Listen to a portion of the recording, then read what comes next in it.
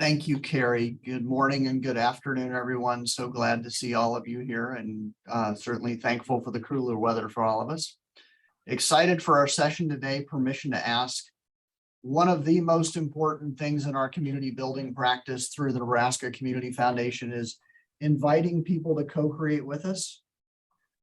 Communities aren't groups of individuals. Communities are actually places where people are choosing to commune and choosing to be together.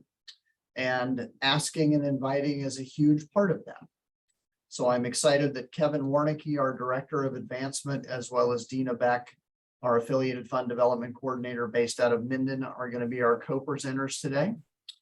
So with that, I'll turn it over to them. Thank you for doing this, guys. Jeff, thank you. And thank you for giving up part of your day and your lunchtime to have a conversation with us.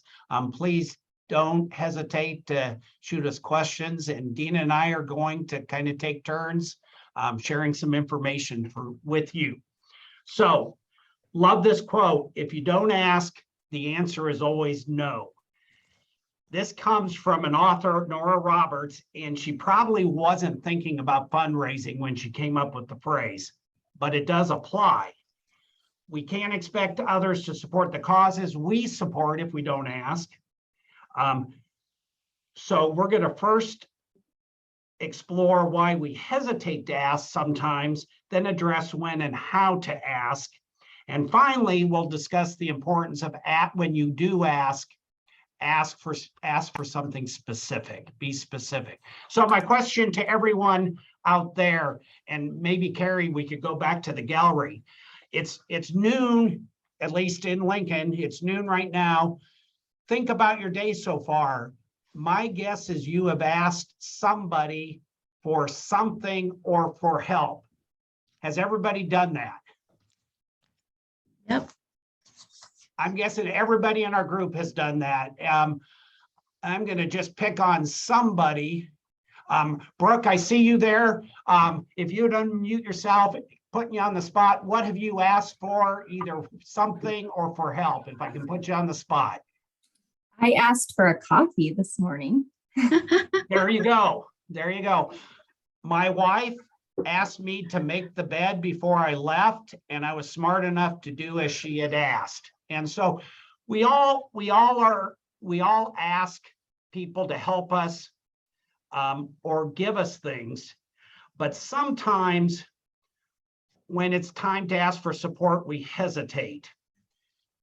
And the question is why? It might depend on the circumstance, but we do hesitate because maybe that's out of our wheelhouse. And so I want to show you another quote from somebody you may recognize. Asking for help is never a sign of weakness. It's one of the bravest things you can do, and it can save your life. Now, you're probably familiar with Lily Collins. She was in The Blind Side, and coincidentally enough, her character was named Collins. I don't know if that was a coincidence or not, but this quote applies to us also. It takes a little courage to ask sometimes for help and assistance, but it can have strong ramifications, including for the causes you support.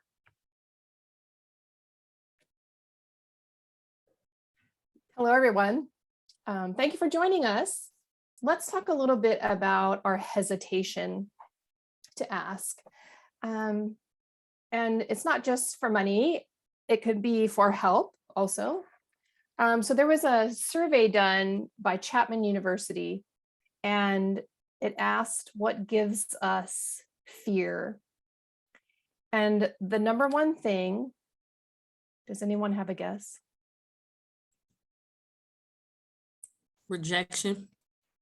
The first one is public speaking, which isn't surprising. The second one was heights. And asking for help or support isn't even in the top 12. Even before, causes more fear than asking for help or asking for money are zombies and clowns. And I'm thinking, how did zombies, they're ninth? How did that beat out clowns? Clowns are real. Zombies, I don't know. It's a little strange for me. So we don't ask. Yeah, I agree with the clown thing. I think I saw it and I was too young, scarred me. So it's hard sometimes to ask for money. I hope today that Kevin and I will give you some tools and some examples to make it not so difficult. So let's talk about the sources of our hesitation when it comes to asking for support for causes we believe in, which oftentimes can include money. It may be for time, or your expertise, but oftentimes it's asking for financial support. And we often think about money as being private. That's something we don't get into other people's business. So that does cause us to hesitate. When it's involving money, should I ask? How will they respond? We don't know. It causes us to pause. Also, when you're asking for support for a cause to believe in, you might believe that what if I make a mistake? And what if I cause my organization to lose out on this wonderful gift?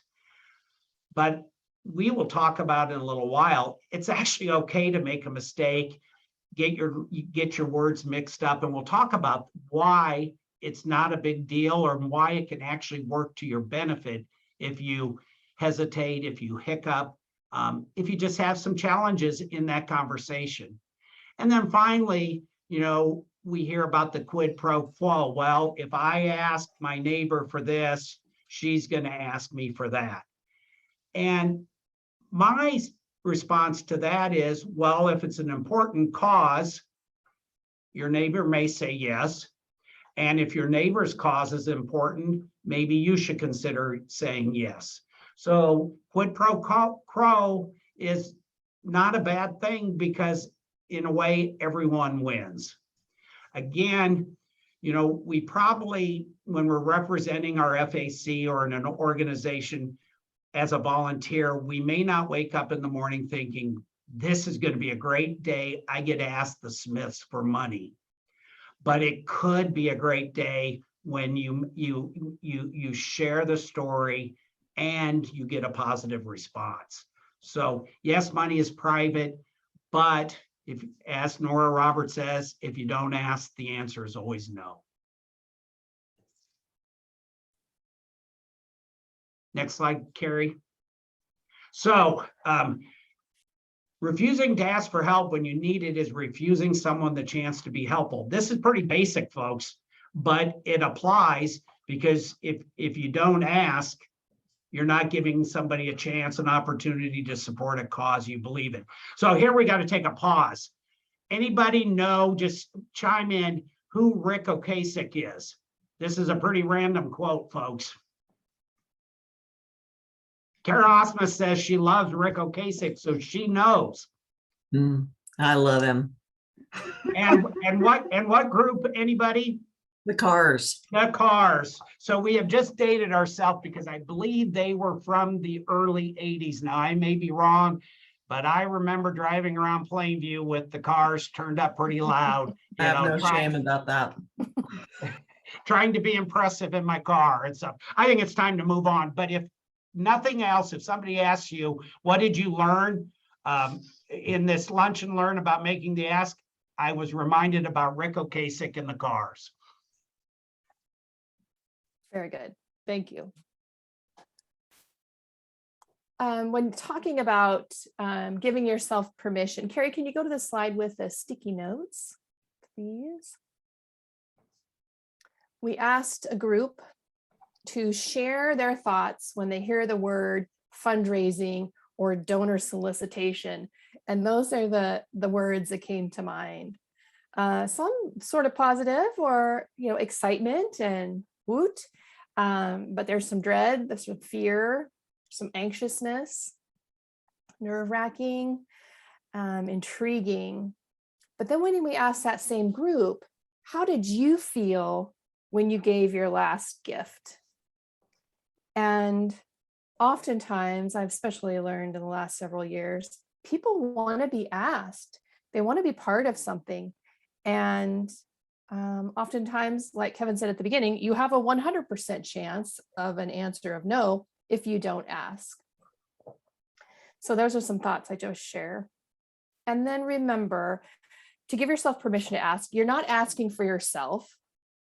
You're not asking for people to fund your retirement or your vacation home or a trip to the Grand Canyon. You're asking for a cause that's important to you. And be prepared to say why it's important to you. And also, we'll talk about this a little more. You're asking because you've already supported this cause. And it's very important that you must walk the talk and talk the walk. Somebody mentioned the word rejection prior, Mhm. that's one of our greatest fears. And it's possible that when making an ask, the answer is no. But that is just a no to the request. And so, yes, it's a no at this point, but no's, and we'll talk about this in a little bit, no's don't always mean forever. You never know what's going to happen. And so none of us probably like to feel rejected, but it's the same thing. I love baseball, and it's you got to step up to the plate. Sometimes you're going to strike out, you're going to ground out, you're going to fly out, but every once in a while you're going to get that base hit or down the line for a double, and boy, does that feel good. So the good often can overshadow the, when it doesn't go our way. Next slide, Carrie. So always remember, when you have doubts, you are a volunteer. Now, some of us do this for a living. It's part of my job, but many, if not all of you with us today, are a volunteer. And why is that important? Keep in mind, folks, you don't, as a volunteer, you don't have to be doing this for your organization, for your FAC, for your nonprofit that you believe in, but you do believe in it. And at some point, you made the decision that I want to make an impact in my community or an impact with my organization that does good. And so always keep in mind that you're here because you want to. And that means you're working for the good of the cause for that organization. So as you're acting, or you're having a conversation with your neighbor or the person who just opened up a boutique in your store, and you're asking, you're having conversations which finally leads to an ask for support. It's okay if you mess up, if you get your words a little bit jumbled, because that just reinforces that you're a volunteer. And the other thing along with that, folks, you don't want to come across as too scripted. You could write out your conversation with your neighbor, and you could stand there in front of her or him and read that conversation back and forth, but I don't think that would go well. You want to have a conversation, and when we have conversations, we use poor grammar. You probably counted the times I've already used poor grammar in this presentation. Carrie, please don't be counting. But so that's just how we operate, and that's how we talk with people. And sometimes we get our words mixed up. Sometimes we lose our train of thought, but that's okay. We're human and we're volunteers.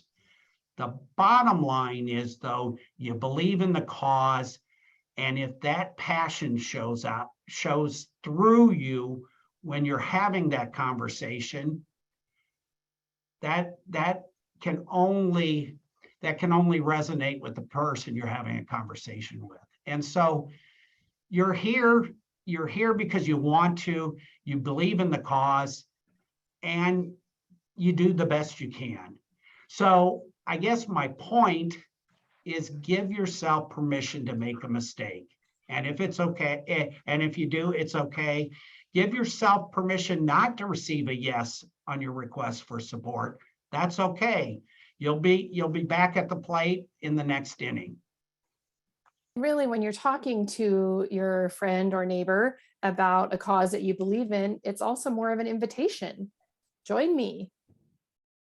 I want to use like a dating analogy. So you don't meet someone for the first time and say, hey, let's go on a date. I mean, some people probably do that, but you just get to know the person a little bit more. And in this work, it's called cultivation. So multiple interactions with someone, depends on how much time you get with them, what you have in common. So basically, advancement or asking for money is a little bit science and a little bit art. And I encourage you just to remember some details about that person and be able to bring those up when needed. And really to have a call to action. And like Kevin said, if all else fails, just ask, and be ready to share that you have also given.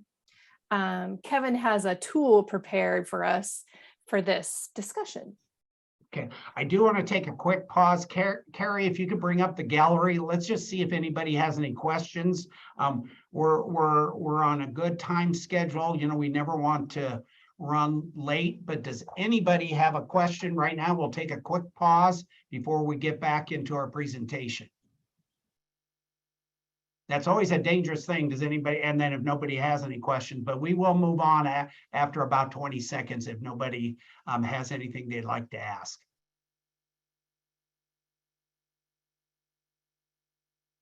Okay. Let's take her back, Carrie. Thank you.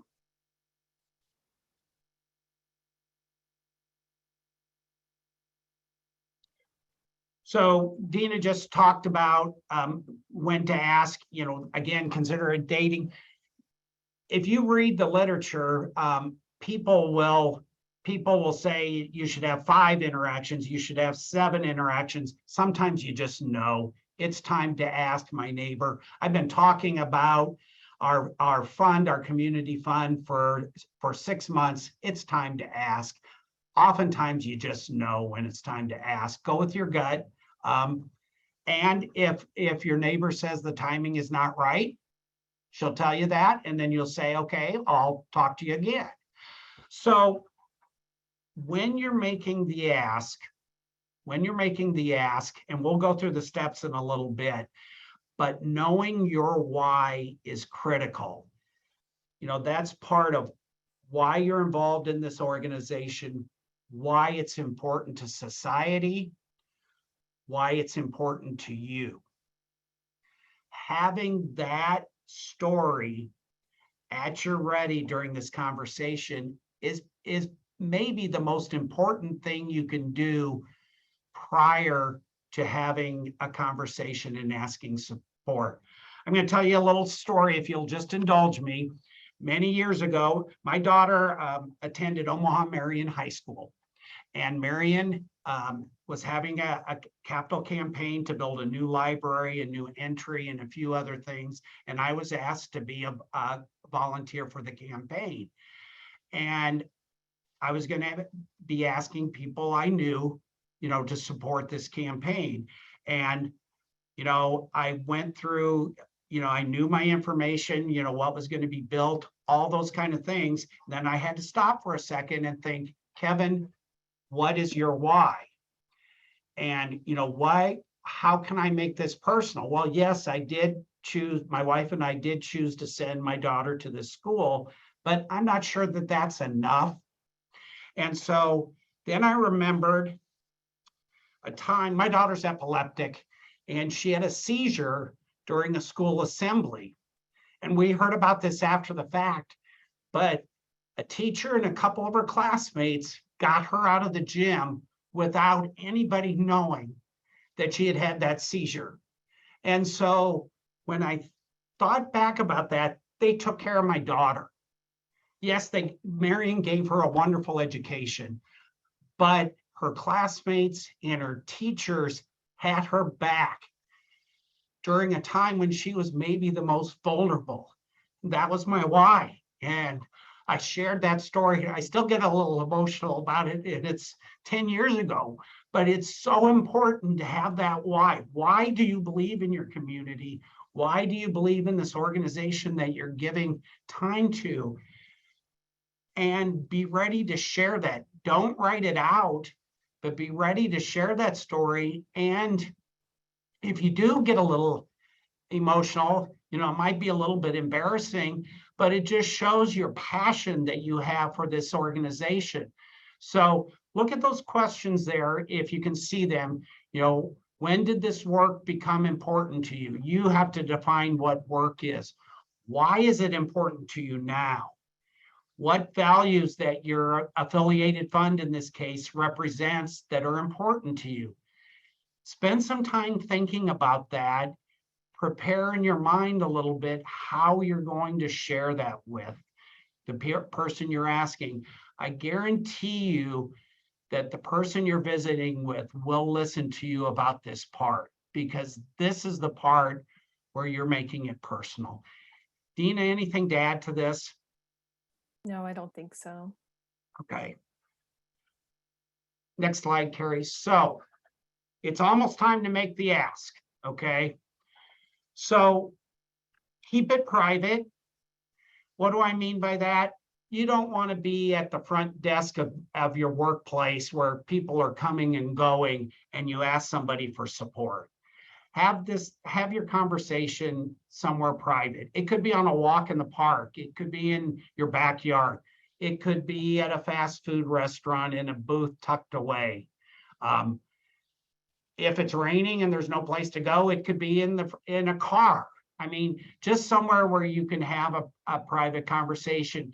This goes back, folks, to the point about money is private. So you want to keep it private. We've all been at fundraisers and galas where there's auctions going on and people are getting into it, you know, by bidding. That's a whole different story, you know, where there's energy in an audience. But this is a private ask where you're asking one-on-one, hopefully in person, you know, maybe by Zoom, but you want to keep it where there's no distractions. What do I mean by ask to ask? You know, if I'm reaching out to a neighbor or a business and saying, can I come by and stop and share with you what's going on with our community fund and in our community, I probably would look to say, and at the end of the conversation, Betty, I'm going to ask you if this is something you could see yourself supporting. So in a way, you're asking for permission to ask. And so that way, when it comes to that point, the person you're visiting with is not taken off guard. And this is a sign of respect. It's showing respect to the person you're meeting with by showing your card, so to speak. So there are some steps in making that ask, and Dina and I are going to role play when we get to that fourth step. And so start with small talk, okay? You don't want to, you know, when it's time to ask somebody, invite somebody to support the cause, you don't want to just cut right to the chase. You want to have conversation, even if it's about the nice weather. I'm pointing to my window here, folks. Even if it's about the nice weather that we're having outside. So, most of you are probably from Nebraska. You can always go to Husker football if you need a conversation. Everybody has an opinion on that, but have some conversation. Talk about your children. Talk about, you know, Halloween's coming up. Have that small talk. You'll know when it's time to move on from the small talk until the conversation at hand. You can see the person's body cues, you know, if they're a little bit rushed, move that process along. But if the person you're visiting with is relaxed, have that conversation, which also shows that you're not in a hurry. Okay, you want to be more relaxed than the person you're visiting with. You might be nervous, but you can hide that. Discuss the need. What is going on in your community? What is going on with your community fund? What's going on with your nonprofit organization? What's happening now that is exciting? That's what you want to share. You want to discuss the need, why you're going to be making that request for support. And offering details is a really good piece too. We're in this campaign, or we have a match amount. Here's how much we're trying to raise. And then be prepared. If they ask you questions, you need to know this project or whatever it is that you're raising funds for. That also is a good reason to follow up if needed, if there's something that you can't answer. And as Dina makes a wonderful point, and as part of this, I would encourage you to anticipate the questions you might receive. What past projects have we supported? Where directly is the money going to go? How much will it cost? When, if it's to create something, not endowment, but to build something, when could the project start? Try to anticipate all those questions and have those answers in your pocket, so to speak. You may share this information, you may not, but it's always good to be as prepared as you can. Now, the caveat though is, you're not going to know everything. And so again, give yourself permission to say, Betty, I'm going to have to get back to you on that. I don't know the answer for that, and I don't want to guess. After you've discussed the need, personalize that need. Okay. I just shared the story about my daughter. Personalize why you're involved and why the project is important to you. If it's about your community, the good things that this campaign could do to better your community. What are some things that your community could use help with? Be ready to personalize that. And then after you've personalized it, it's time to make that ask.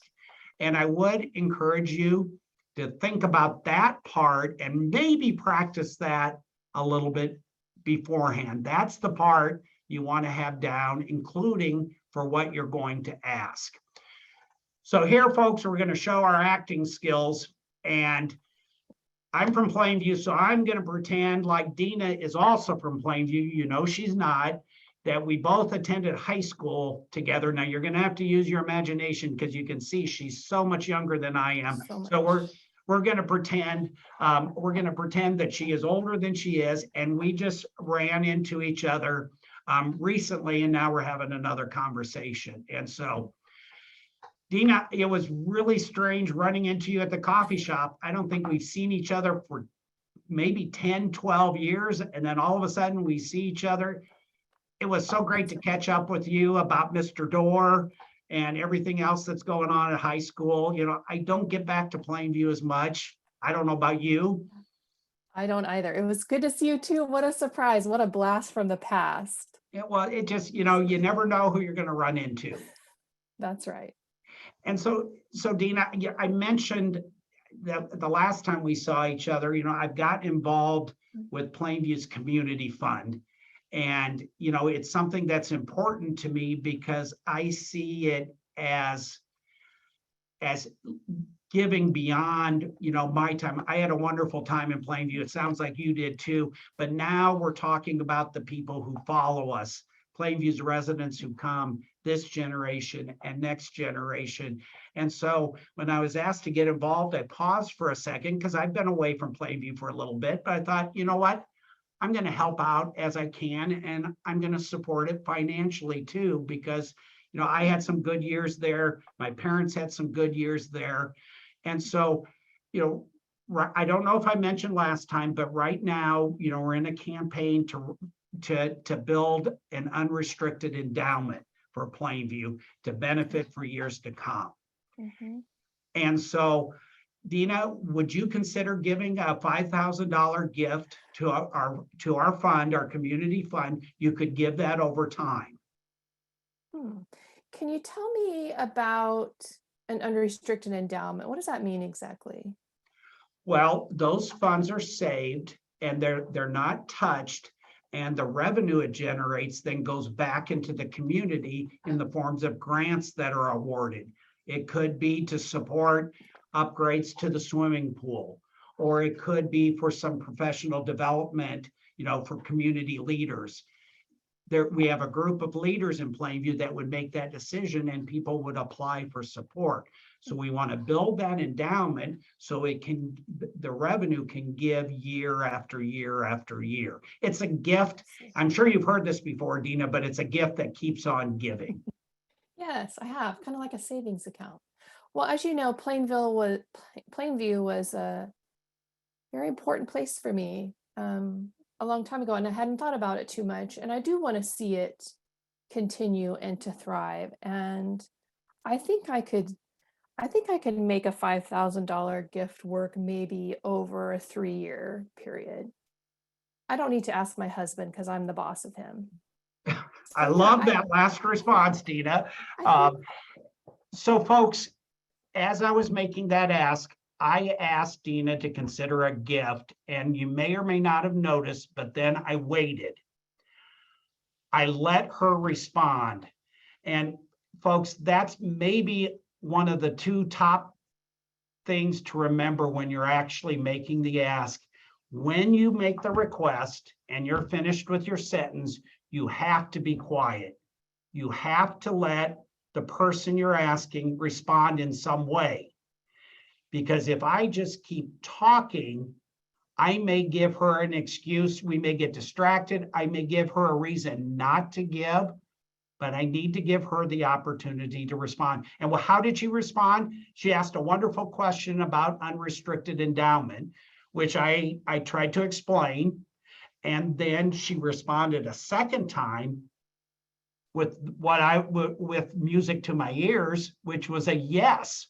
And so then when you get receive that kind of response, when you receive that kind of response, you say thank you. We just had a question from Kira. How do you respond if they counter with a lower offer? To me, that's an easy one. You say thank you, because not everybody will be able to hit the request amount. We're going to talk about that in the next slide, but we want to be accepting of whatever gift we receive. So the response is the same. If Dina had said, you know what, 5,000 is a little bit high for me right now, I'd love to give $3,000. My response is going to be exactly the same to her. Thank you. Now, if she says, I might be able to give more later, then we say, okay, let's have a conversation about that later.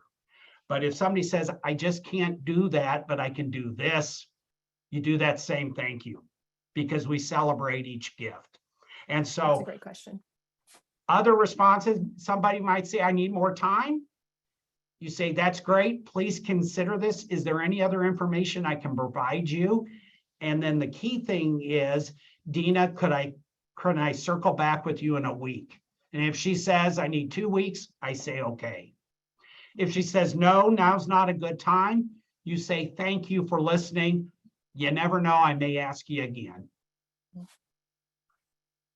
Yep, good question, Kara. So you kind of have those 6 steps there to follow along. Next slide, please. So we often, in the fundraising, profession, we ask, should I ask for a specific amount? And my response to that is, in general, yes. Ask for a specific amount for a variety of reasons. One, it gives people a target. If I just say, Dina, can you support the Plainview Fund? She really doesn't know, okay, does that mean $10? Does that mean 10,000? It removes the uncertainty in the ask, okay? And so give people a target. People love a challenge. And my thought to this is figure out, determining what to ask is not an exact science. You can look at past giving, their passion for the organization or the community, and then maybe ask a little bit higher than what you think you might receive. And so don't go way beyond, but give people a challenge. It's your community fund leader should have conversations. What should we ask the Smiths? And that should be a conversation out of respect. But I do, as a general rule, ask for a specific amount if you're in that position to do so. And I think you're always safe in saying, well, David and I have given 5,000. Would you join us? So I think sometimes sharing what you've given, and at the very least that they know that you have given, is an important piece. Join me and my wife in support. Would you join us? If you don't want to share your amount, I mean, that's up to you. But if you don't, just say, would you join my wife and I in supporting our community fund? Right. Yeah. And as we talked before, it's just important to show gratitude, even if the answer is no or not right now.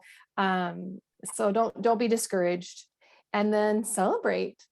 And even if the answer is no, at the very least, you shared your passion and what's going on with that entity, and it might prove itself worthwhile later. You never know when it might bear fruit. So, okay, folks, it is time, I believe, for us to break into, remember the steps: small talk, discuss the need, personalize it, ask, wait after you make that ask for the person to respond, and then you respond to the response. So Carrie's going to break you up into groups for about 10 minutes. Hopefully you can practice on one another and kind of go through those steps. We're going to come back in about 10 minutes and just kind of wrap this up and see how you did. So we'll see you in about 10 minutes. How did it go, everyone? Really good. I'm sure. Good. I'm hopeful when we were talking about, making this ask, you were thinking about something specific. So let's start with breakout group 1. Just take a minute or two to share your experience. I believe we're breakout group 1, and it had fantastic people who've already been raising money and have grown up around people raising money. So the conversation really shifted to the discussion about asking for a certain amount.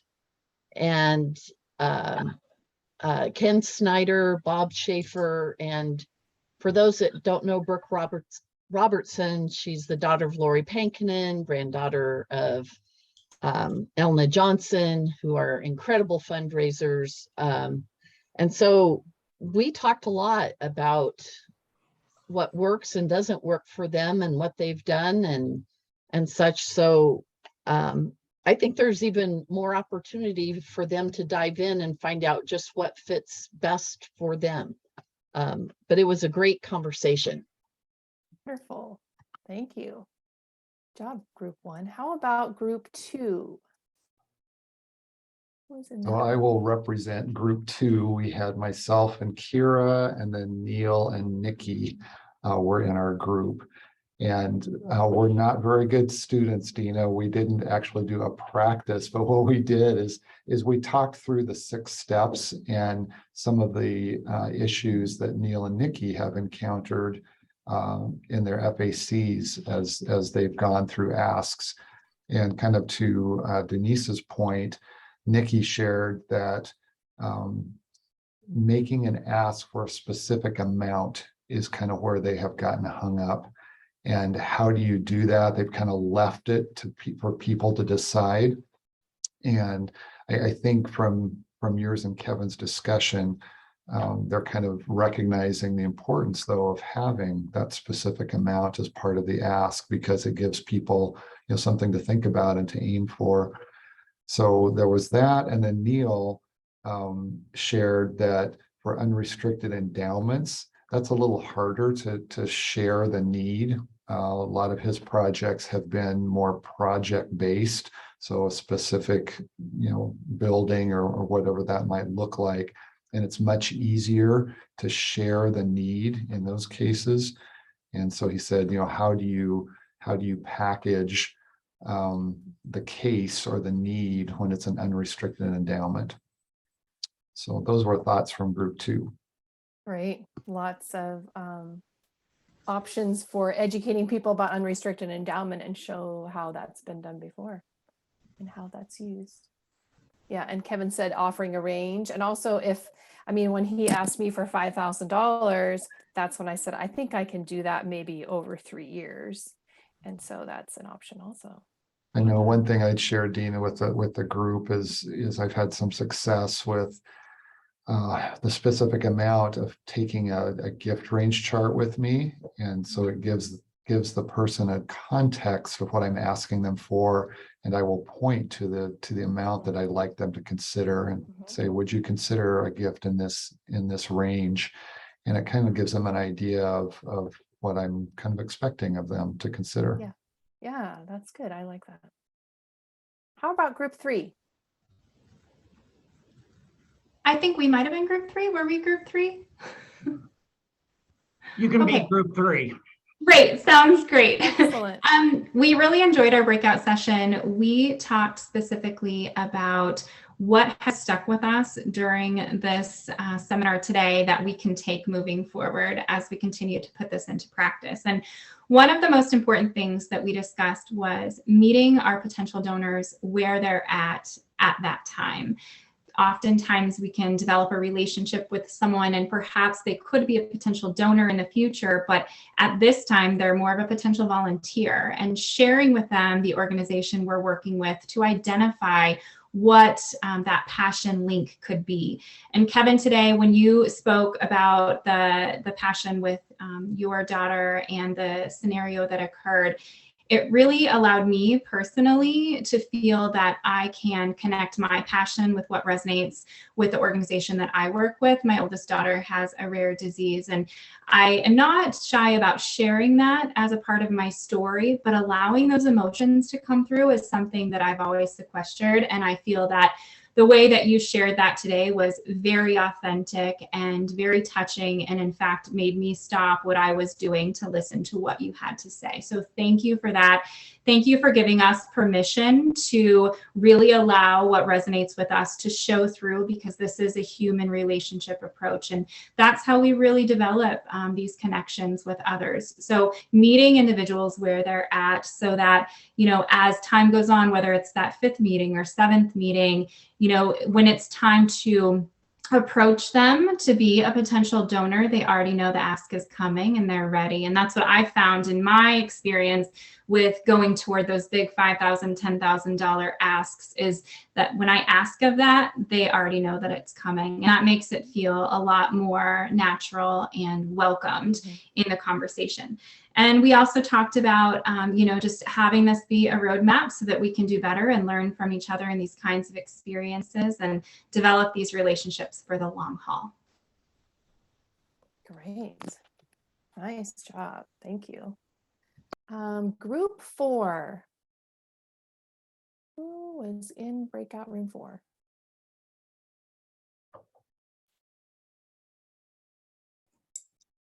Hi, I'm Riley. I was part of group 4. I had Libby and Kathy and Jim in our group, and we were all kind of in you know, different places throughout the state, of course, but then also in different phases of our involvement in our group.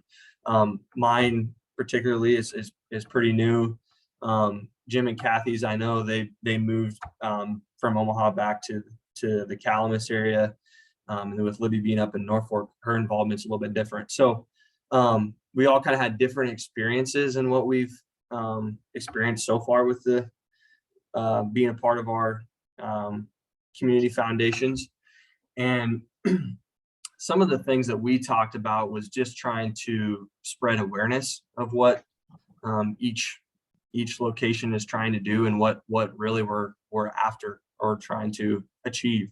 So we didn't necessarily practice the ask, but we talked about the ask being difficult sometimes and what to ask for. So something that Libby brought up specifically was having the specific amount or way that they could give is being successful. I don't know if you three would like to add, Libby or Jim or Kathy would like to add to that, but that's kind of what we had in group 4.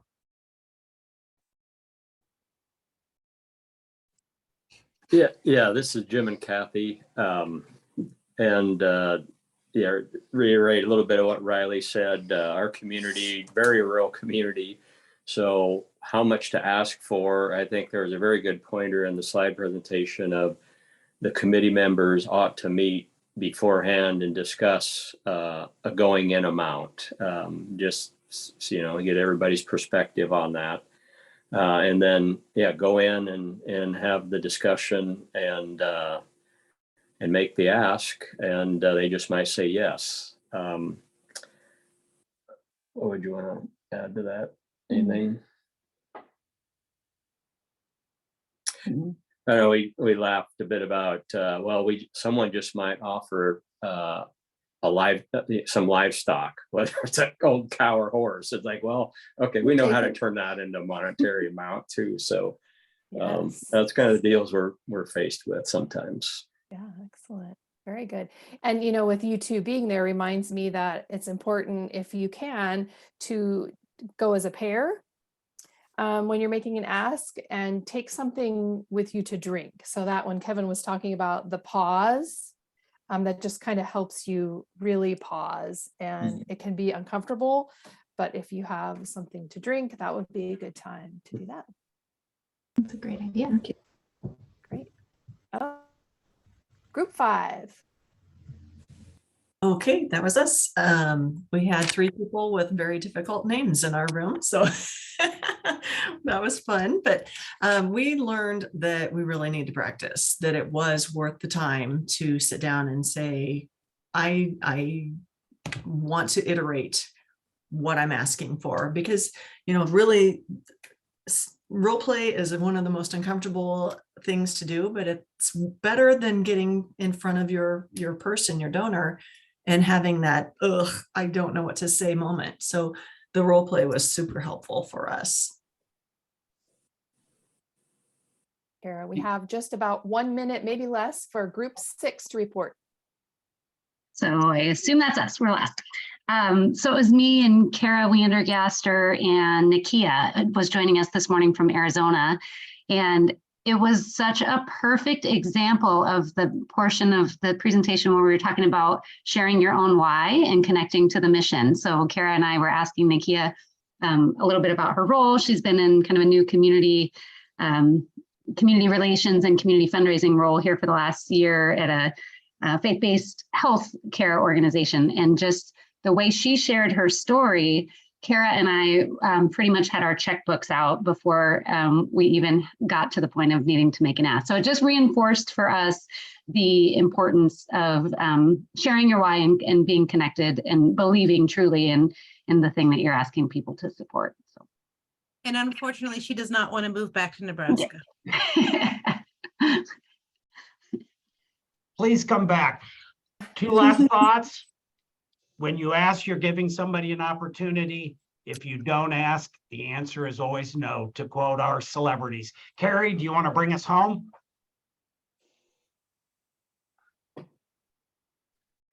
And Nakia, you're welcome to attend our annual celebration too. Everyone is invited. So I just want to remind you all, yesterday, registration opened for NCF's 2022 annual celebration and training. It is a full, awesome, action-packed day devoted to topics like you heard today, but lots of chances to interact in person. And Kevin and Dina are even funnier in person. So be sure to join us. We will get this recording posted to the website shortly. And thank you so much for joining us today. Have a great rest of the day. Thank you, everyone. Nice to meet you. Take care, everyone. Bye. Thank you.